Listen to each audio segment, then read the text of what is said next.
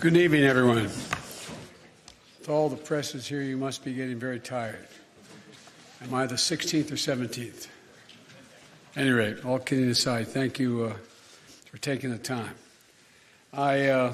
Today marks 1 month since Russia began its carnage in Ukraine, the brutal invasion of Ukraine.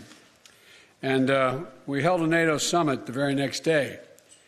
At that time, my overwhelming objective in wanting that summit was to have absolute unity on 3 key important issues among our NATO and European allies.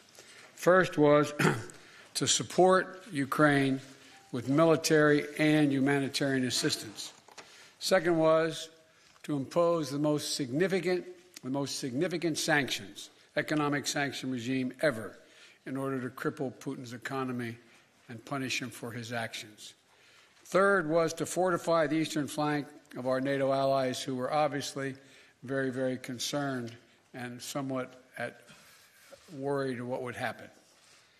We accomplished all 3 of these, and today we're determined to sustain those efforts and to build on them.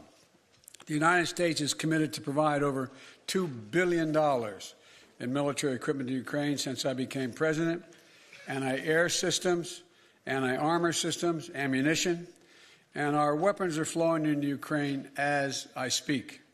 And today I'm announcing the United States is prepared to commit more than $1 billion in humanitarian assistance to help get relief to millions of Ukrainians affected by the war in Ukraine.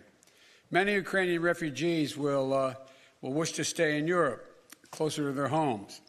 But we also will welcome 100,000 Ukrainians to the United States with a focus on reuniting families. And we will invest $320 million to bolster democratic resilience and defend human rights in Ukraine and neighboring countries. We're also coordinating with the G7 and the European Union on food security as well as energy security. And I'll have more to say about that tomorrow. We're also announcing new sanctions of more than 400 individuals and entities in alignment with the European Union. More than 300 members of the Duma, oligarchs, and Russian defense companies that fuel the Russian war machine. In addition to the 100,000 U.S. forces now stationed in Europe to defend NATO territory, NATO established, as you already know, 4 new battle groups in Romania, Hungary, Bulgaria, and Slovakia to reinforce the Eastern Front. Putin was banking on NATO being split. My early conversation with him in December and early January was clear to me he didn't think we could sustain this cohesion. NATO has never been more united than it is today. Putin is getting exactly the opposite what he intended to have as a consequence of going into Ukraine. We've built that same unity with the European Union and with the leading democracies